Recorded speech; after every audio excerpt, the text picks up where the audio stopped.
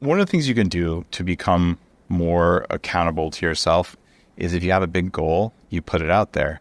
So I told the world that I'm planning to live to at least 180 years old. And that made me really up my anti-aging game. So I've been doing this biohacking stuff, and I learned a lot. When you write a science book like Headstrong, it makes you synthesize new ideas and you just get new knowledge, but it also makes you realize how important it is. So I started taking my own advice even more seriously, and I've using huge amounts of polyphenols, which are these plant compounds that signal your cells to get stronger. So what I've done is systematically gone through and made it so the cells in my body make energy like a young person. And when you can do that, it actually regenerates you. And yes, I've done stem cells and I've done all kinds of stuff, but the idea is it's working. And I'm at the lowest body fat I've been probably since I was probably in my life. I don't work out a lot. I mean, I do a machine that doesn't use gravity, a computer-driven feedback thing, about once a week. And I do the bulletproof whole body vibration usually when I'm on the phone. Like I'm not a heavy workout guy, but I'm looking better than I have. I'm amazed and pleased. And my goal is to keep getting younger. Would you say, looking kind of back to the future, is a low carb diet one of those things that you think is going to be adopted by a lot of people in the future? There are two forces at work here. One of them is big food, this industrial food production.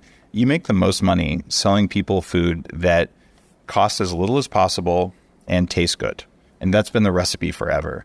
And when I look at making food for Bulletproof, like what's the food going to do for you?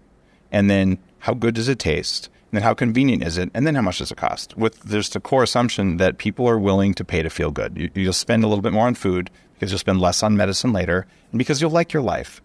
That is a predominantly low carb, but not necessarily keto diet. So there's a lot of what I'll call keto extremism where people are saying, all sugar is evil. I'm never going to have a carb again. I did that. And I went for about 3 months in extreme ketosis, one serving of veggies a day. And I actually got new food allergies and it ruined my sleep quality. And what I work to do with the Bulletproof diet is to teach people how to have metabolic flexibility. If you can't burn fat metabolically, you're not doing it right. If you can't handle carbs, you're not doing it right. If you eat all carbs all the time, you're probably doing it wrong. If you eat only fat all the time, you're probably doing it wrong. If you eat only protein all the time. So you got to teach your body to be flexible.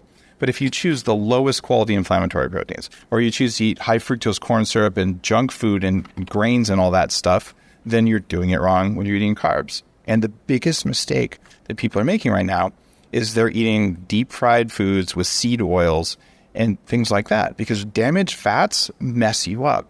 Your cells, every cell in your body, the membrane of the cell is actually made out of tiny drops of fat.